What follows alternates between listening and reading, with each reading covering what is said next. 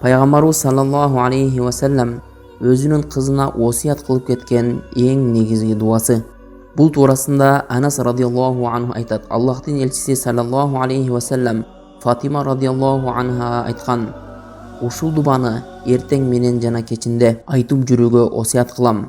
Ал: Я хайю я кайюм, бирахматика астагиф, аслих ли ша'ини куллах, ва ла такилни иля нафси тарфата айнин абада. Маниси: о түбөлүк түрүү, о башкаруучу Аллах, сенин ырайымың менен жардам сураймын. Менин иштеримдин баарын иретке келтир. Мени өзүмдүн нафсиме көз ирмемчелик да таштап койбо.